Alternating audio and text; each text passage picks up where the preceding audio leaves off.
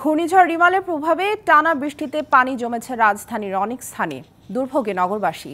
এই বিষয়ে আরও জানাতে যোগ দিচ্ছেন সহকর্মী সাব্বির রোজ। সাব্বির, টানা বৃষ্টিতে জলাবদ্ধতা, যানজট, এমনকি কোনো কোনো এলাকায় বিদ্যুৎ বিভ্রাটের ঘটনাও ঘটেছে। সব মিলিয়ে আসলে রাজধানীবাসীর ভোগান্তির কি চিত্র দেখছেন? আমি আছি রাজধানীর মিরপুরের পূর্ব কাজীপাড়া বা কাজীপাড়া মেট্রো রেল স্টেশনের পাশেই বা একদম নিচে।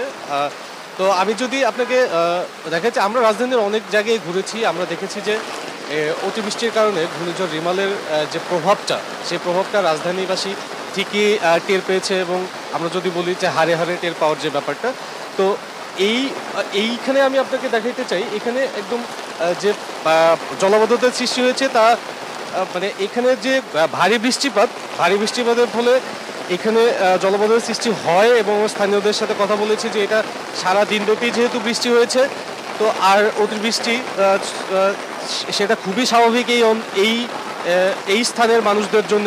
তারা জলাবদ্ধতা দেখে আসছে এবং এই জলাবদ্ধতা ভেদ করেই গাড়ি ঘোড়া চলছে, ব্যক্তিগত গাড়ি। এবং এখন যেহেতু রাত হয়েছে সেহেতু গণপরিবহনের চাপ তেমনটা নেই, কিন্তু ব্যক্তিগত গাড়ির চাপ রয়েছে, সিএনজি অটোরিকশা রয়েছে।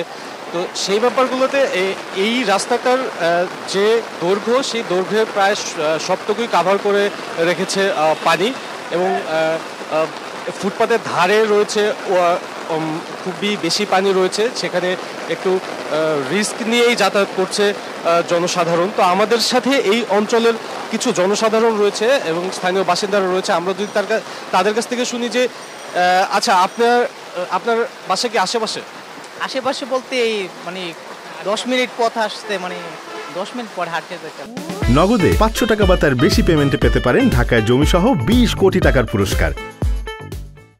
বিশেষ করে এই জায়গাটায় আমরা বৃষ্টি হলেই দেখি পানি জমে। এবং আজকের কি অবস্থা ছিল আমাদের? আজকের সকাল থেকেই কম বেশি বৃষ্টি, বন্যার কারণে যতটুকু জানি আমরা। কিন্তু মানে বন্যা ছাড়াও এইখানে মানে কারণ পানি বৃষ্টি হইলে পানি জমা হয়, কিন্তু আমাদের বাসা থেকে বের হয়ে আসতে কষ্ট হয়। রিক্সা থেকে 10 টাকা ভাড়া কিনা 50 টাকায় দিয়ে আসতে হয়। এখানে অনেকটা আর কি সমস্যা। এই পানির গভীরতা কতটুকু আপনারা?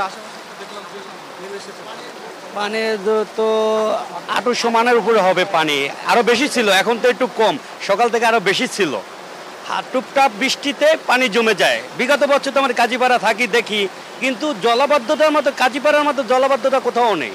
কারণ এই জায়গায় হালকা বৃষ্টিতে আঁটু সমান পানি হয়ে যায়। মানুষের ভোগান্তি, চাকরিজীবী মানুষের ভোগান্তি, এবং কি গার্মেন্টস লাইনের মানুষরা বৃষ্টিতে ভেজে যাবে, তারা রিক্সায় যাবে, রিক্সায় যেতে গেলে 10 টাকার ভাড়া তারা 30 টাকা চাইতে আছে। আচ্ছা, অসংখ্য ধন্যবাদ আপনাকে। স্বামী, আপনি শুনছিলেন এই স্থানীয় বাসিন্দাদের জলাবদ্ধতার ফলে। এছাড়া আপনাকে বলে রাখি, রাজধানী জুড়ে বিভিন্ন জায়গায় অঞ্চল ভেদে ইলেকট্রিসিটির ঝামেলা রয়েছে। এটা সেই নিরসনে কাজ করছে। আমরা বিভিন্ন জায়গায় ঘুরেছি, কিছু জায়গায় গাছ পড়েছিল, সেই নিরসনে কাজ করছে সিটি কর্পোরেশন। সব মিলিয়ে দুর্ভোগ এড়াতে তৎপর রয়েছে বিভিন্ন বাহিনী এবং রাজধানীবাসী সেটা মেনে নিয়েছে। আশা করা যায় কাল থেকে একটা স্বাভাবিক জীবনে যাবে তারা। সামিয়া। সাব্বির রোজ, ধন্যবাদ আপনাকে আমাদের সাথে যুক্ত হবার জন্য।